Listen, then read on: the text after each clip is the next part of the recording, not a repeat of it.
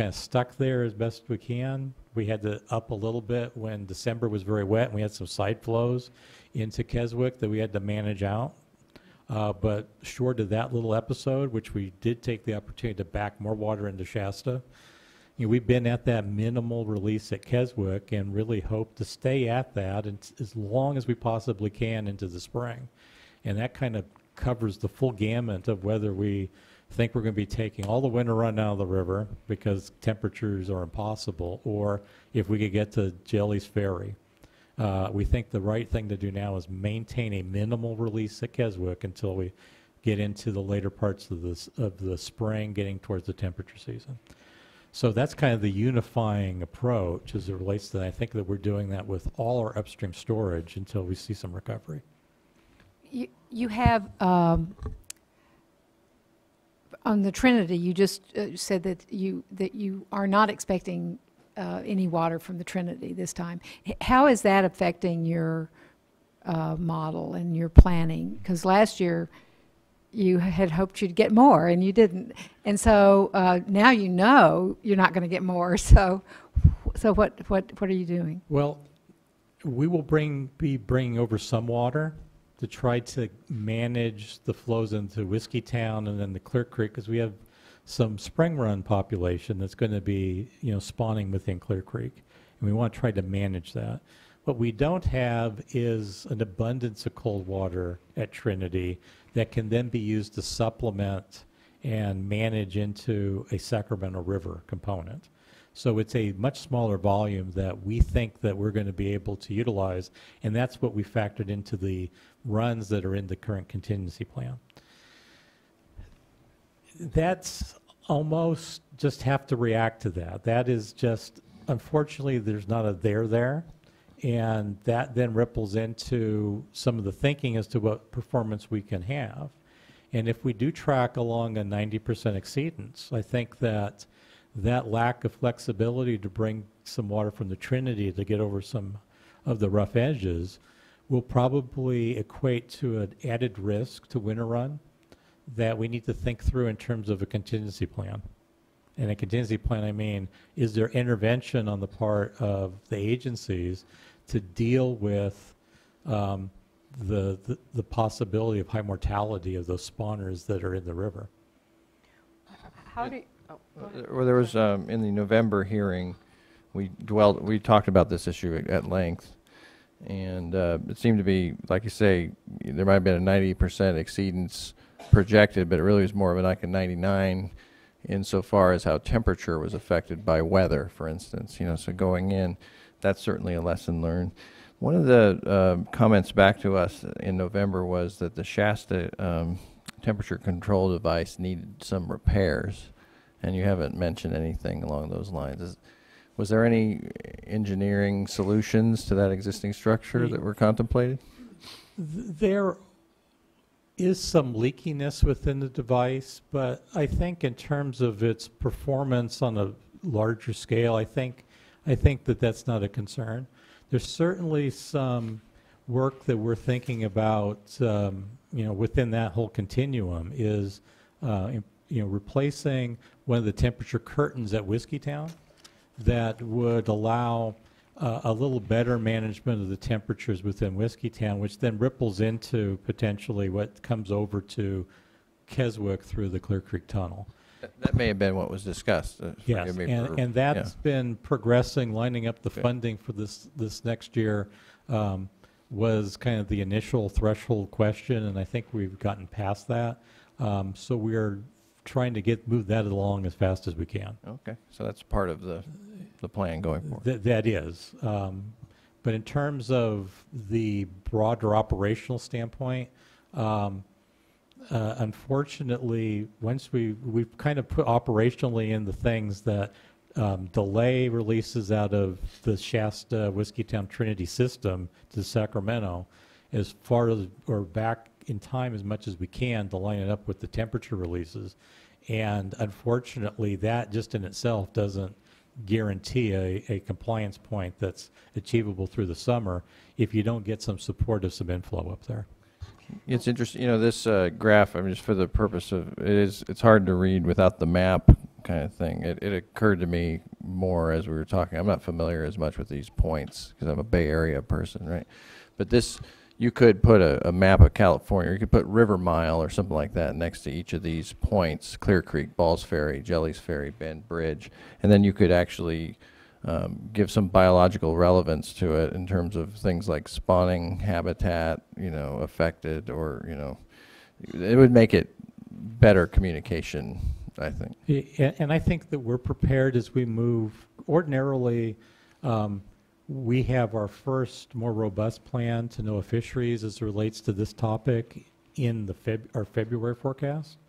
Continue to upgrade that as we go into March and April to see if there's some early adjustments to be made. Mm-hmm. And I think it would be, and we'd be more than happy to actually have a more robust presentation just on this topic, both the geographic elements, the interrelation workings of the mechanics of the temperature control device, and why some of these storage levels are kind of important, and really kind of walk through, I think would be interesting, the stratification of the lake through a couple of years to kind of illustrate why a temperature control device just in itself is useful in managing temperatures on something like the Sacramento River. Thanks. That would be helpful. Other questions? We'll keep going. We'll probably go back to some of the other slides too. So when I read the plan, one of the things that struck me was just how detailed it is in terms of really good discussion on cold water and the need for cold water, and an analysis of water quality and fisheries. But looking at water supply, really it just was very general. An effort to not have as severe of an impact with respect to water supply. And so I'm looking at the slide that you had, Mr. Milligan. Let's see here. January 15, 2015, Drought Contingency Plan, Balance Objectives. Let's see, 1, 2, 3, 4, 5, 6, 7, 8, 9. Slide 20. Yeah. Yeah. So minimizing adverse economic impacts to the state, ag, municipal, and industrial. And I think that if you were to pick up this plan and not know how hard everyone worked, to make sure that the water supply impacts were minimized, you wouldn't really pick that up on, by reading the report, because so much of this was based on the need to address the water quality and fishery impacts. And so I'm just wondering if you or others could talk a little bit about the water supply and the deliveries that were made.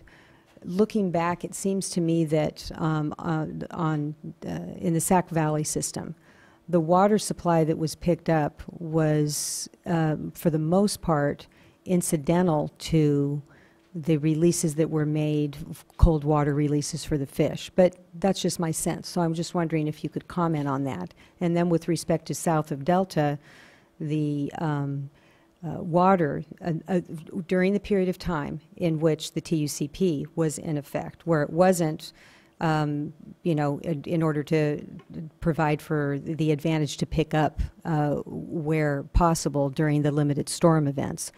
But other than that, during the period of time in which the TUCP was in effect, the water supply that was moved south would have been incidental to the health and safety, the 1500 CFS limitation. So I just want to make sure that I'm correct in the way I view it. Well, you know what? I feel like it's not on, but it is. Try that again. Okay.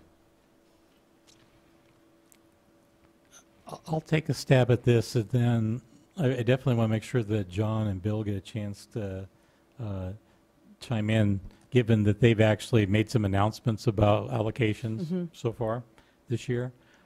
And maybe it's a good time to go to this self-explanatory slide as well. Well, this is a hypothetical future slide. Yeah. But I think it may dovetail with the question at hand. Part of, obviously, the objectives that are somewhat in play, and rightly or wrongly, I think there's kind of two categories, at least I think from an operational standpoint, that we're thinking about. Certainly there are those aspects of outflow to manage the long-term salinity within the delta, in that outflow, let's say right now, serves some dual purposes, both from a fishery habitat standpoint as well as keeping salinity out into the bay, which could be a much longer term problem. If we salt up the delta later on, then we won't have anything from either a supply standpoint, or we'll have a mess on our hands for ag standards within the delta, another beneficial use, or meeting some of the objectives as they relate to habitat. So as we talked about contingencies of different hydrologies, we talked about objectives that we might ask for in terms of a temperature urgency change petition that would have an element of both conservation of storage upstream, as well as to be able to continue some level of operations at the delta pumping facilities that allow us to both meet health and safety south of delta, as well as to be able to continue some level of operations that would meet some other objectives, whether they be it agriculture or municipal industrial. I would be remiss if I, to my colleagues within the Bryant service area, the CVP, that would say, gee, there's a huge meshing of water available for some agriculture within the Bryant unit, as that also dovetails with the groundwater management, which is critical to serving a number of municipalities on that side of the valley. Right. And that is not an easy cut and dry question. So, well, just give them enough water to meet their needs for M&I, but the plumbing doesn't always hook up that well in the systems when we get to this level. So I think that's certainly there, and when we craft an actual petition, I think that, and this is something that isn't necessarily clear within the document, because we tried to be more, let's say, programmatic at this step, the movement of the hydrology the way it's been this month has contributed to this. It would have been nice to have been more concise about what potentially our first ask might be in February should we need something. I think that we will be looking at contemplating something, an additional step within an outflow objective if we thought we needed that. There's one to meet the objective completely, or meet another objective but only be at minimal pumping, but and have some floor of outflow. But that can be a wide range of potential outflows at that point. Right. And is there an intermediate point that would allow a sharing of some quantity of water for the components of outflow and to move some water south of delta in that sense to help build these supplies that meet some of the economic concerns? This would all be done in the backdrop, at least from the perspective of the operators, that we are not making additional releases upstream. We're still hitting those minimal targets upstream to conserve that storage, but how do we utilize the abandoned and natural flows that may come into play? And our expectation... That's two sets of things to think about. And particularly if February, if we have February like last February, or something between last February and certainly what we've seen here in this January, there are probably going to be some storms, and there's going to be some flow reaching the delta, and there may be some dry periods where potentially we are having some modification of the outflow objective. But transitioning between those comes into another area of lessons learned. How do we deal with that to balance, and what is the right balance? And I'm not here to say I think I know what it is, but there is a question of some quantity of outflow that should probably go as additional outflow for habitat, and there's probably some quantity that could be used to export and applied to some economic use. And I think that you will see a more robust proposal from us when we get to that point, and if we get to that point, moving forward. Yeah, I was going to ask what your assumption about allocations was when you would be doing it. I know you have a date. Your schedule isn't the same schedule as DWR's, and Sure. last year we got a little ahead of ourselves, and so it's one of Right. those things where presumably at the RT dumped? RT dump? RT dot? Yeah. Yeah, we have a Sorry. silent M in our acronym, OT dot. Yes, having that, right, RT dot.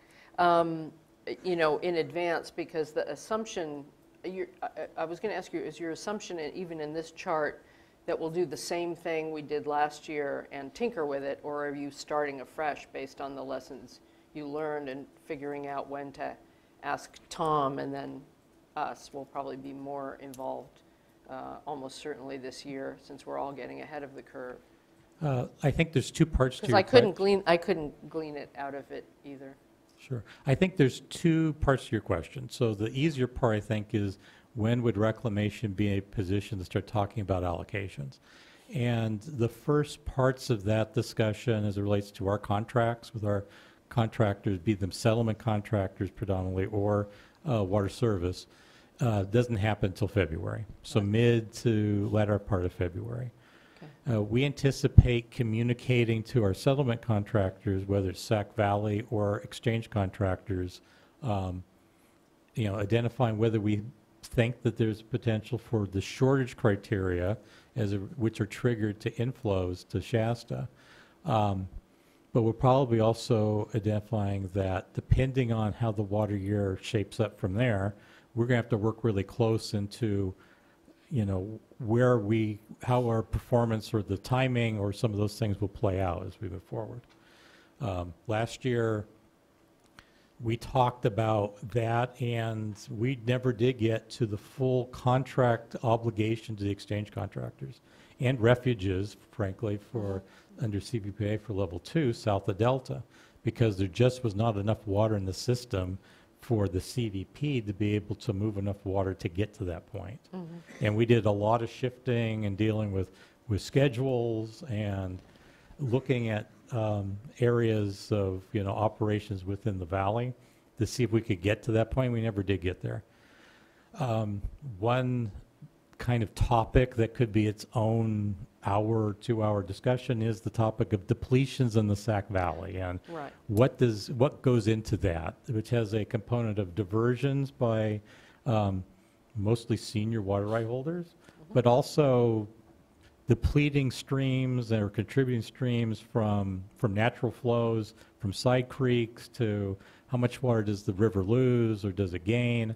There's a lot of dynamics with that, and it's not just a stick diagram that is, well, you got these reservoir releases, don't they all make it to the delta minus a few Right. pumps that go on? And the answer is no. There's a lot of dynamics there that is a bit of a black box. So in terms of our assumptions as to allocations, to be honest, reclamation as for these exercises so far hasn't made any assumptions about that. But we did, for Sac Valley depletions, try to track along a historic set of depletions, which includes, as one of the factors there, the operations of settlement contractors. And in the really dry scenarios, it's assuming that they've been cut back.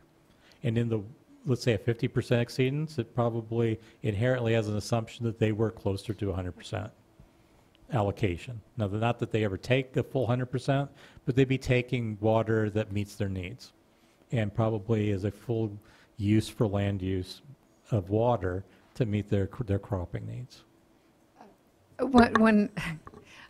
Just recently, I was in a conversation with some folks when we were talking about what happened this last year, and there were all kinds of theories as to where the water went. Where did it end up? Why is it? Why are we not getting in the South Delta what we were supposed to be getting based on what was released?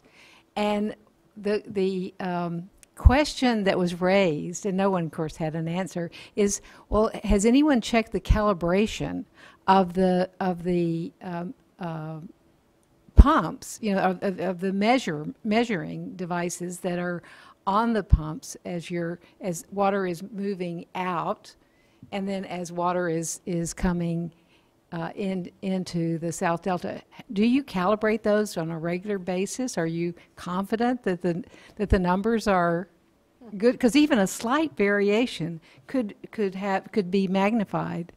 And so anyway, I just wanted to pass that along. That is a question that people who don't have a dog in this fight are asking.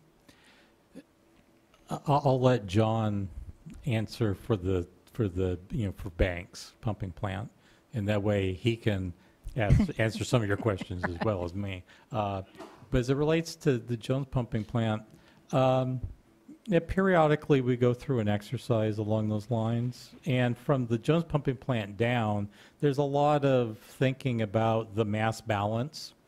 Obviously, there's some losses in that system, so. But we're fairly confident that we've got a handle on what those pumping rates are, within a reasonable industry standard. I think the thing that's a lot more unknowns is the black box that is Sac Valley depletions, because it is such a big geographical area with a lot of moving parts and the things that can occur there. And it is a mystery, but even getting to Freeport, before you even get to, the Delta, the estimates of the water to there this last summer were unfortunately less than our hoped expectation. So this would be one of those lessons learned, top 5, I think we have a data point now for an extreme dry period, as Bill said, 3 consecutive dry years, that the depletions in the Sac Valley were probably another data point that updates 1977 from a standpoint of all of the demands and kind of the dynamics that you might see in a very dry scenario. I do think, at least some of the plots that I've seen, that when we got into August into September, the depletions in the valley were still significantly high, in the sense that ordinarily there's a point where we flip over and we actually see a little more water at the bottom than the reservoirs have put in, and we were still running in the negative there. And I think that's just a magnitude of the extreme dryness and the length of dry period that we had. Do you think groundwater came into play? Groundwater extraction? Well, I think there is certainly a groundwater connectivity to the river, that as more folks were told, okay, you have a lesser amount of water that you can divert from the river, that they obviously maybe have some orchards collectively that they went to a little more groundwater, and that groundwater connects up to the river and to the feeding creeks at some point, and that by the end of the summer the timing is incredibly complicated, and this is why this is almost a statistical empirical formula exercise as it is a pump measurement question. Because we see, if we just were to look at this one component, the difference between a wet year versus a normal year versus an extreme year like we saw last year in terms of Sac Valley depletions is tremendous. And it's almost like it's its own river basin in terms of amount of water that enters into the system. Obviously, the timing is very different, but it's a significant piece to the dynamics of how the two projects work, and it's often overlooked. How about on Maybe the I can issue of interrupt. Delta? Can I interrupt real quick? Mike Tchaikovsky needs to leave shortly. Would it be possible to switch to him and let him make his comments, of and then course. move back to Ron? Sorry. Yeah. I thought we'd move a little bit faster through this. Well, yeah, and actually we could spend I should have hours mentioned here. that So earlier. I do want us to move through it so that we can hear from the folks who've come to speak, because what it is tossing into the mix things that you all should think about, things that we should think about, questions that, so we're walking into this potentially horrendous year more mindful of what happened last year, and hopefully with some also suggestions to us all of things we could do differently, quite apart from all the lessons learned outreach that you all have done and we've been doing. So yeah, great. Yeah, and thank you. Thank you, Diane and Chair Marcus, members of the board. I actually can stay longer. I thought I had to go to a meeting, but it's been put off to 4 p.m., so I'm still good for a bit. Okay, because we need to do a fish focus set of questions too. Well, then I was Oh, about go to ahead. ask along those lines on the issue of depletions. What about delta depletions? And if you could comment on, I mean, I know a lot of this, the system was just so parched, but intuitively that just doesn't seem to be the same situation in the delta. And I know that there were some assumptions that didn't turn out in the delta. So if you could just comment on that and how you plan on looking at Sac Valley depletions and delta depletions for this coming year. Okay, I could take a stab at that. Certainly both of those parameters represent big black boxes for us, as Ron had indicated. And I think that the uncertainty there becomes more pronounced when we have a lack of the scarce resource. It becomes all that more important to get a handle on what that uncertainty is. I think that you know, we certainly don't have good real-time information on either the depletions in the Sacramento Valley or the in Delta diversions. So that's you know, represents some uncertainty. The Sacramento Valley depletions is something we can gauge at least. We know what the difference is between what we're releasing from the reservoirs and what's showing up at Freeport. So we know that's a mix of diversions and system depletions or accretions. We can use more updated satellite imagery for land use patterns in the Delta, and that certainly is used for some of our modeling.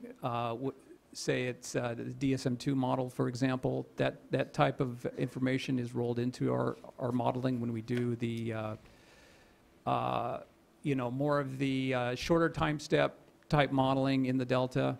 What did throw us off guard last year was but all that being said, it still doesn't give us a handle on what those shorter duration changes, especially if they're significantly different than the norm, than the historical pattern. And so, for example, that's what we saw because last January was so dry, so far off the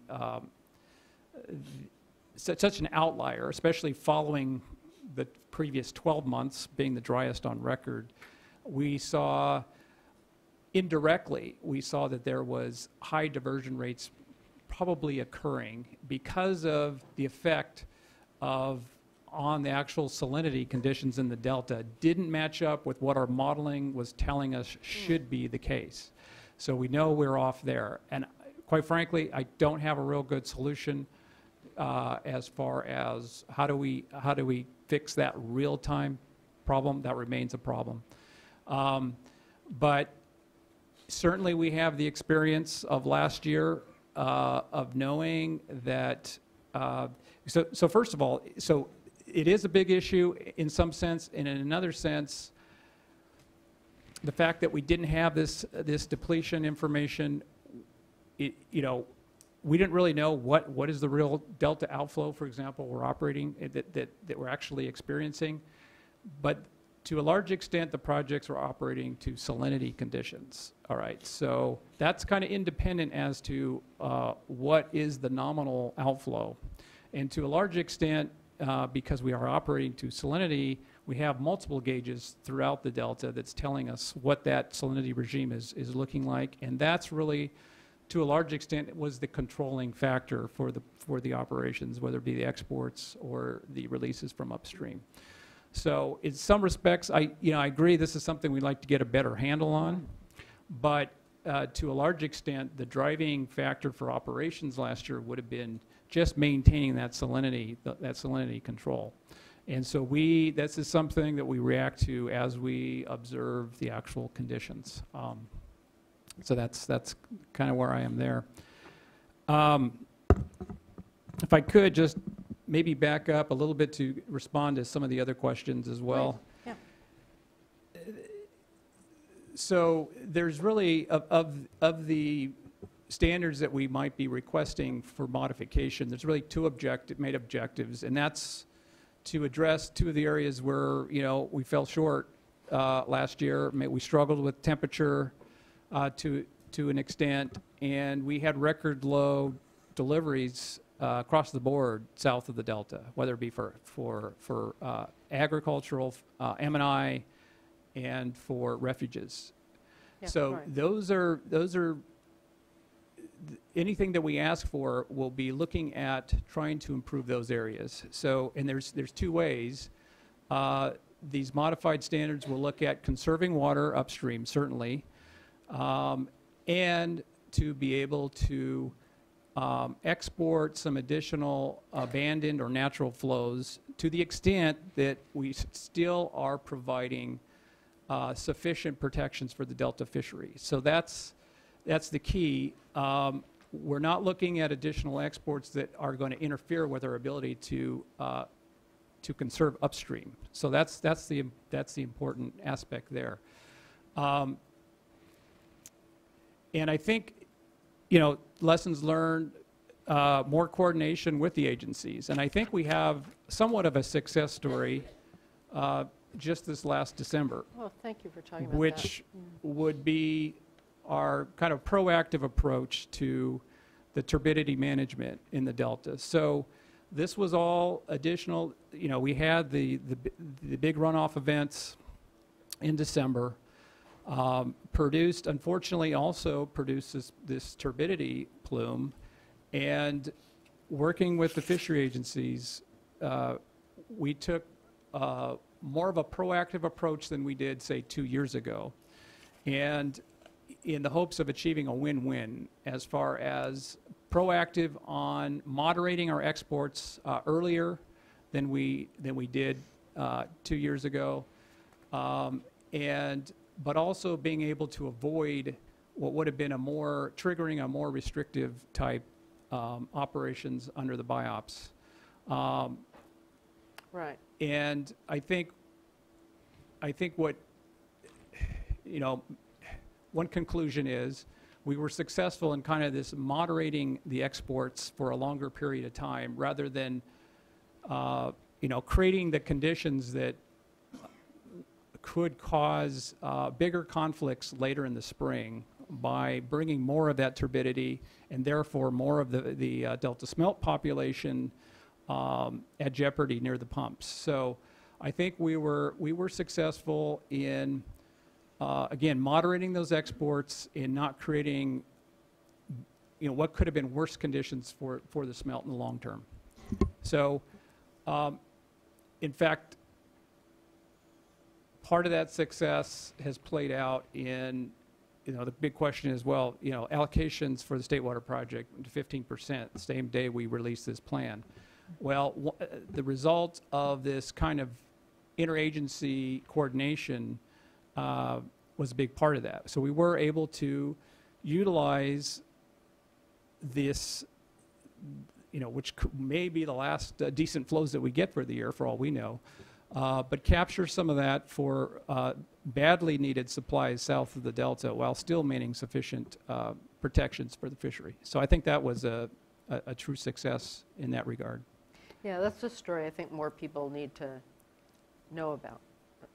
I mean, Director Cowan talks about it as preventing the turbidity bridge to get down to the place where you would have to end up just shutting the pumps off. Wouldn't you say that the momentum to create that kind of proactive approach may have been created through the real-time drought operation team and other multi-agency teams like the DOS and smelt working group? So by having more momentum in the collaboration, did you feel like you could move quicker to do such innovation on short notice? Yes, I think definitely that there's always been a certain degree of interaction and coordination between the projects and the fishery, but certainly it's been greatly enhanced because of the drought emergency, and I think it's created the environment that made these sorts of discussions be a little more proactive on these types of discussions, these type of trade-offs.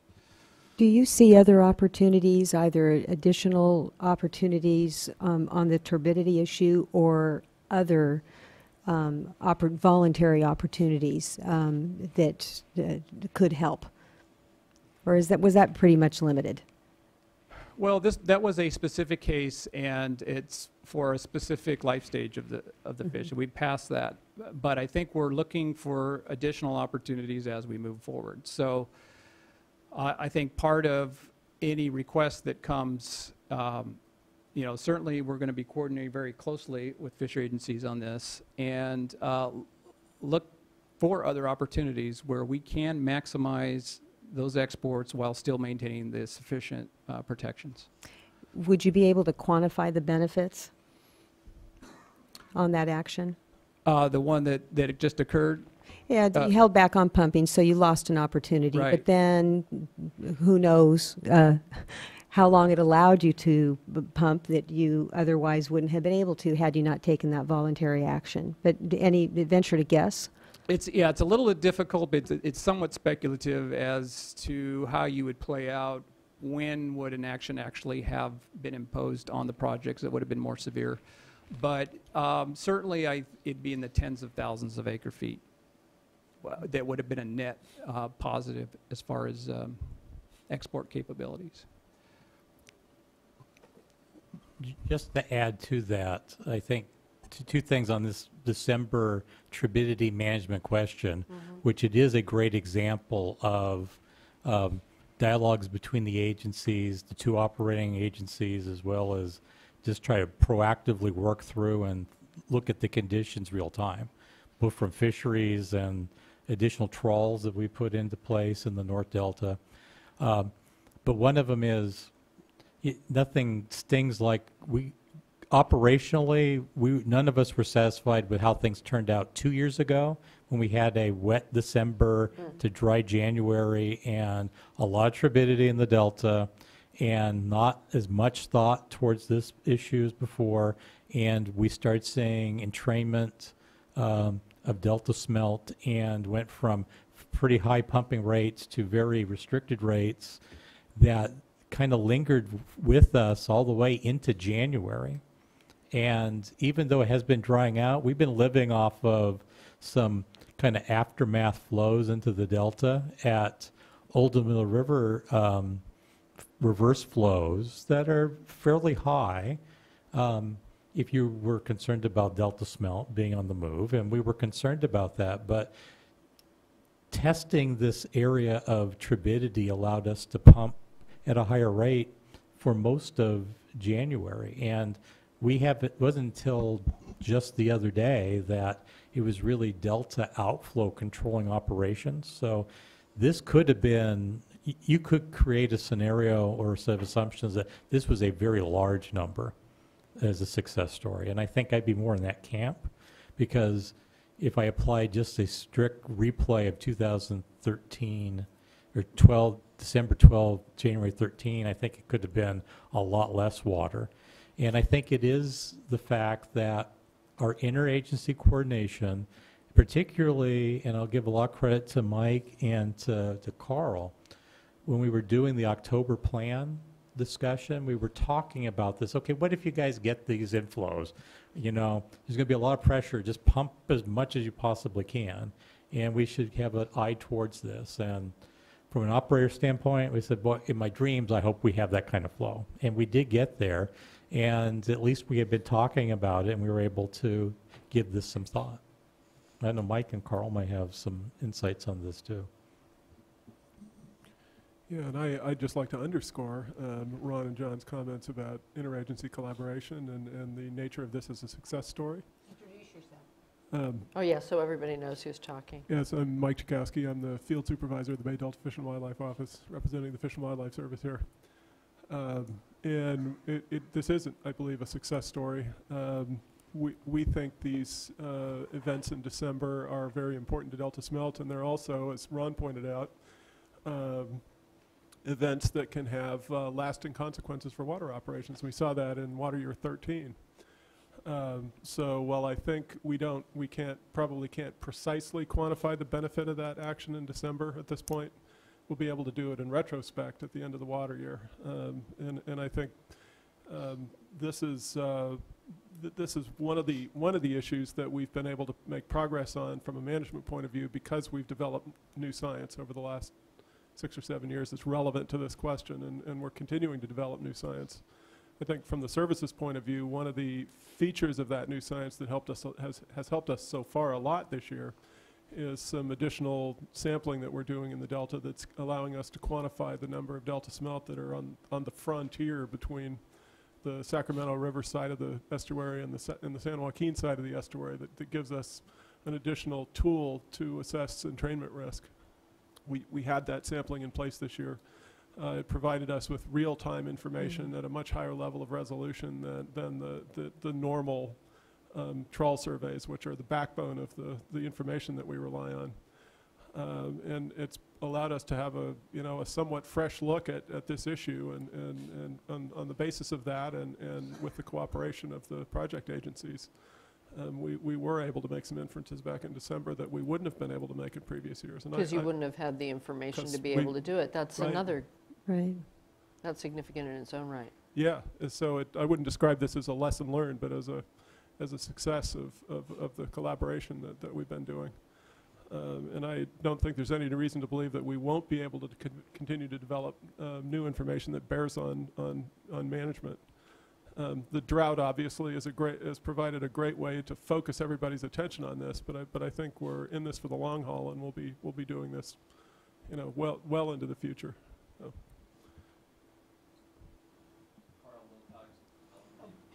I think you need to turn that button. Oops. Thought it was green and it wasn't green enough. So. I know that it wasn't green enough. That's it. Yeah, that's a good way to Should be describe red. Carl Wilcox, California Department of Fish and Game, or Fish and Wildlife. I made that mistake 2 times running now. So I think the other point is just the engagement of particularly the water contractors in this decision-making process. This is something that I think they were very supportive of. At least portions of their community believe that the turbidity bridge issue is a key factor, and they were supportive of the operational changes, which I think is a big thing. And that comes out of, I think, the ongoing trust building and relationship building that's been going on over the last 2 years, both pre-drought and as a result of the December 2012-2013 occurrence, and then the drought operations team have really helped to build our ability to better manage the system with greater acceptance of why things get done and better understanding. So I think we're making a lot of strides towards that end as we move forward, and trying to keep everybody informed and engaged as we go through the decision-making process. Well, Carl, do you have, well, I don't want to, if other people have questions, I'm jumping in. I mean, in my reading of the materials and the interagency drought strategy, the working paper, I was impressed by the commitment to furthering the biological monitoring as a feedback loop that is happening in a more real-time fashion. And also what I'm seeing is commitments in here to, and maybe you can comment on these things, commitments to looking at an old Middle River index as opposed to using USGS gauge data to refine decisions that we would end up making through a TUCP as to changing the flow recommendations, and your engagement in that process and where those kind of processes are. So I wanted to affirm that this commitment to biological monitoring looks good to me. It looks like an innovation. It looks like it's going to create more trust. But how, from your agency standpoint, for fish agency standpoint, do you have the resources, to move forward with the necessary monitoring you feel are needed to help justify the changes that we might approve in a TUCP along the lines of an old Middle River index, different flow requests from the operations? Well, I'll take a stab at it. The department and the state, through last year's budget actions, provided funding that has supported a lot of the department's work, as well as funded contracting to improve data collection and improve methods. And similar augmented funding to IEP programs to the Fish and Wildlife Service for the early warning studies through the Bureau of Reclamation have all contributed to our ability to, increase the level of monitoring and sustain that through the drought. And, we look at the governor's budget, and it includes additional augmentation of funds that we received last year coming in 2015-16. So that will aid us as we move forward, particularly doing work on the Upper Sac, looking at the effects of temperature and water operations below Shasta on Winter Run in particular.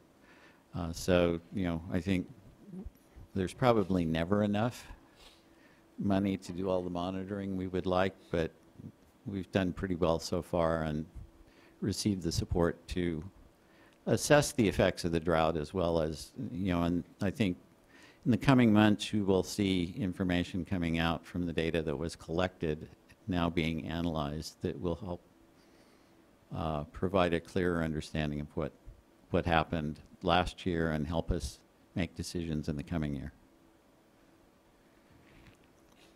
Yeah, Other questions? and I would only good. add that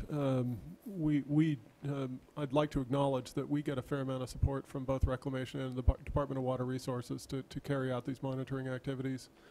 And while I agree with Carl that you can never have enough monitoring, I think we're doing a pretty good job at present, and we are working on some innovations on that, but those changes take time, and sometimes they're not necessarily things that can be imposed quickly, so we've tried to be pretty careful about how we've rolled out, working with our partners, what those changes ought to be. And we try not to make any hasty changes in monitoring. So we've got some new monitoring that's drought related, but a lot of what we're doing that's really essential to this is the bedrock backbone monitoring that the Interagency Ecological Program, as a strong example, carries out. Exactly. And there's certainly two levels. There's the long-term backbone type strategies, which then inform long-term standards that we might contemplate. But then there's what's a real innovation, is exciting to see in motion, is this short-term feedback loop to management decisions and open lines of communication. So we know, have a better sense of the consequences of our decisions, and then have, and folks can trust when we bring forward lessons learned that it's a transparent type presentation of information.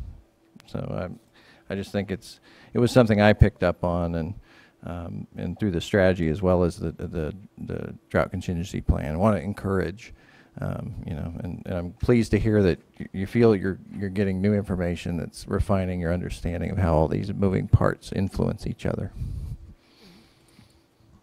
Other questions? I have a couple quick ones, but I'm mindful of the fact that I can ask mine individually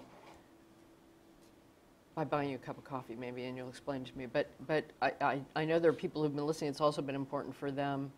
We only get to meet together in this open session. I know sometimes people are impatient that we're taking a lot of time to ask questions, but we could actually do it all day. But I do want to get on the on deck what the many thoughtful people in the audience from all sides of the spectrum suggest, and lessons learned to throw into the mix as we all start to consider navigating through what may be just as awful or a worse year, having gone through the pain, whether to people or fish and wildlife, across the board. That includes, people part includes ag, of course, and I'm not eager to repeat it, but because it was so painful for so many people. But the fact that you're all working together better, I think you've taken some arrows for doing that. I remember last year when you all came together the first time, a number of our speakers said that made them nervous. But I think it's the responsible thing to do, and I appreciate how, not that you've had each other's backs, but you've respected each other's mission so that we all figure out how to navigate it. But I do want to ask 2 more open questions. You can answer them as short or as long, because we haven't gotten to them. And Carl, I'm going to look to you as Mr. Salmon today. Can you just give it, again, because I'm always mindful of the people listening who aren't in the weeds on this, with many of us in this room, but people are cluing into, because they're interested, or it's a venue to be able to understand it, to talk about how salmon did last year and what you feel is different as you're looking towards this near your hopes, fears, et cetera. Because we've heard a little bit about temperature issues and other things, potentially losing a class. And I know you can't know for 3 years on some of this, but if you could do a short form on a review of the year for salmon and what you're worried about this year, that'd be helpful. And then we stopped on this slide and we went off on a bunch of different questions. So if you all want to set the stage for what this slide is and anything you want us to be looking at and other people to be looking at in it, that would actually be helpful. And then I'll turn to the cards that we have. And then we may come back and have a million questions, but. Well, I'll try to take care of this, Carl Wilcox. I'll try to address the salmon question. I think the issue with salmon, particularly winter run on the Sacramento River, which is the only place they are, which is on the Sacramento below Shasta and Keswick, they didn't do very well this year because of the inability to maintain low enough water temperatures late in the late summer and early fall. It doesn't appear that egg survival or juvenile survival was very high, so we've seen pretty low numbers at the Red Bluff rotary screw trap, which indicates, and those are substantially below what we've seen in the previous couple years, and particularly back to 2008. So even relatively similar drier conditions. So the natural production was very low. One of the fortunate things was the number of fish that were taken into the Livingston Stone hatchery was substantially more than previous. So hatchery production is going to probably be twice as much as the natural production this year. So 650 or so thousand fish will be released from Livingston Stone. Those are going to be, some of them will be telemetered to monitor their survival and movement through the system, and we're hoping for a hydraulic event to release those on, so that they're not released into poor conditions. I think similar spawning issues were faced by fall run in the upper Sacramento River this year with temperature problems, so probably lower than normal survival. Hatchery quotas with returns to create production this year at the hatcheries is they probably met their quotas, and we'll see similar levels of production primarily for fall run. And then it appears that spring run did pretty well, but we aren't able to track them as closely, other than the Feather River, which has a hatchery production program. They're more in the tributaries, but it appears that, they didn't suffer as badly as others, but probably didn't do all that well. So, this wasn't a good year for salmon. We continue to monitor it. As I mentioned, much of the monitoring that was done last year will be done again this year to keep track of those. And I think our biggest concern, and this was what Ron spent a lot of time discussing, is how we're going to be able to manage temperature in the upper Sacramento River for winter run, and what that means for the coming year's production, because and what we're going to do if it doesn't look like conditions will be particularly suitable in the wild. Thank you. I know that's a very short form of everything that's in your head, so thank you. Right. For at least setting that stage. How about this chart? Is there anything you all want to say about it before, I'm channeling Chuck here, that you all want to say about it before we open up to comments? And hopefully you'll stay through all the comments, because they're for you as much as for us. Absolutely. Yeah, I'll take a stab at the kind of laying the foundation for the chart. So you know, in the TUCP order, we were required to look at very specific exceedances, the 50, the 90, and the 99%. I want to point out something that's fairly important, well, is very important. This is the January 1st 50%, the January 1st 90%, and the January 1st 99% exceedances. So those would be a very unique set of exceedances for what the conditions were in the basins up to that point in time, January 1st, 2015. Mm-hmm.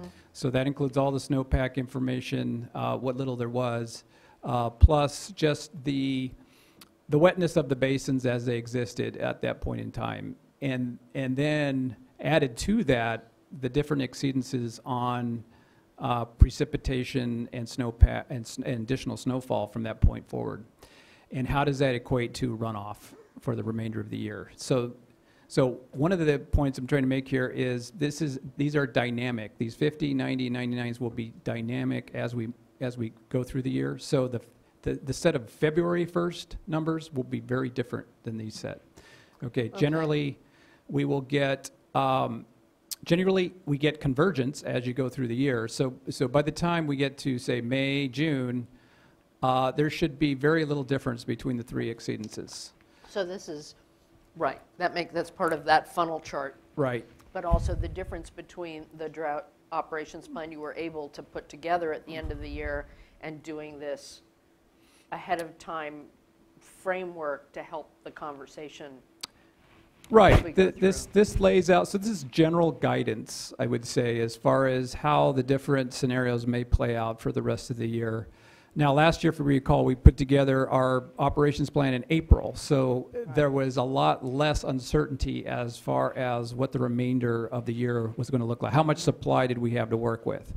Whereas, as of January 1st of this year, there's a huge amount of variation. So, for example, the 50% hydrology, so this is median conditions from January 1st on, our studies would indicate Sacramento Valley would be looking okay for storages. Shouldn't be any problem with meeting temperatures at for the most part. Should have very good carryover storages going into 2016, for example. So you see starting April on, you see just one couple rows of yellow, which would be anticipated TUCP requests. And that's just on the San Joaquin Basin, so Vernalis, base flow, and pulse flow. And that's just because, as I said earlier, San Joaquin Basin is in a whole nother category right now as far as how depleted it is. Even under median conditions, we're not going to see recovery there. It's going to take something much, much wetter than that to see recovery.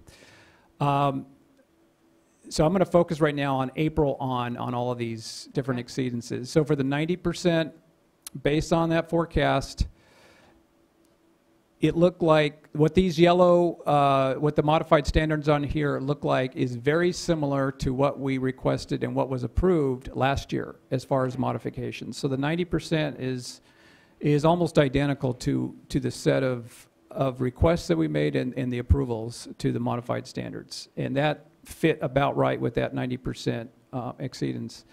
The 99% is even drier or close to as dry as it was last year. And with lower storages coming into this year, it would represent a new level of concern. And what we have in there as a placeholder is even the emergency drought barrier installation. Okay, so it's unlikely we would need that, but we don't want to remove it as a contingency at this point. Okay, so that's why that's in the 99%. A little explanation. So, well, I'll leave it at that for now. No, that's helpful. I'll just want to return to how dynamic this will be. These change greatly, especially under the kind of conditions that we're seeing now, where typically January is our wettest month of the water year. And if we're seeing a month that may set a new record for dry January, that will have a huge effect on what the new studies will look like come February 1st. So just a note of caution there. I think for the first 2 months there, February, March, that would represent a potential request TUCP from the projects between now and the end of the month that would cover those first 2 months. And so that will be informed by the current conditions we're seeing in January and the likelihood that these forecasts will look a lot worse come February 1st. We will likely have to plan for the worst and hope for the best, right? So if we do end up with median conditions, those natural flows, for the most part, should end up meeting the standards, even if we had requested a modification to the standards. So, but if things were to continue to be dry, we want that we would want that contingency in place, because that is exactly the kind of conditions where we would be looking for some relief for these other beneficial purposes that we've been talking about. So that's basically the strategy and how this is laid out. So we basically have a plan for if it rains or if it doesn't rain. Either way, we've got the plan set out. Which you may revise, of course. Which could be revised. It will be informed by additional snowpack information and runoff forecasts as we move forward. Well, and presumably I know you've had a lot of meetings with folks on this, which I think has been great, but also you'll get suggestions that you might not have thought of. Absolutely. Yes, Dee. I just want to get back to what you said earlier about you and Ron Milligan about needing to improve south of Delta this year, taking advantage of natural abandoned flow to the extent that you can. So if you look at the 90%, which is pretty much, as you said, the same scenario that we went through last year, could you walk us through how you would be able to take advantage of the natural abandoned flow in a way that's different from what occurred last year? Or would it just be the same? You just take advantage of the opportunity when you get it? And if so, I'm not seeing how things would improve for south of Delta.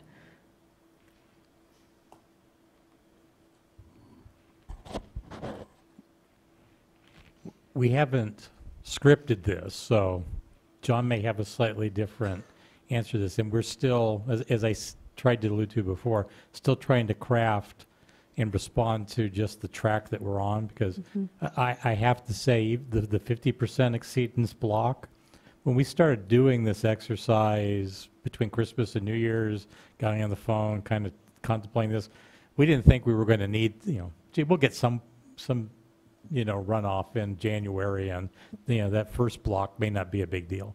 Well, we've continued to kind of revise that. I think the two areas that would be different than last year that I think would have the benefit of, from a supply standpoint, would be, one, if we're asking for a modification to the outflow objective, and let's say for February, the outflow objective might be 11,400 roughly, that we may ask for, well, there's a floor of maybe 3,000 or 4,000 CFS, where we would be only at minimum exports for there, and we would be not constrained if we were meeting the objective at 11,400. Well, if the outflow is 8,000, for example, are we going to maintain the pumping at 1,500? And I think that we will probably try to craft a proposal that would allow us to be somewhere between those two numbers. So there'd be an intermediate point that I don't believe that we really honed a great deal last year, because we didn't think about that as much. The other aspect, which really isn't related to this chart, has a lot to do with management under the biological opinions. And we're looking at probing this ultimate river flow as to, are there periods of time where intermittently we might be able to have ultimate river flows more negative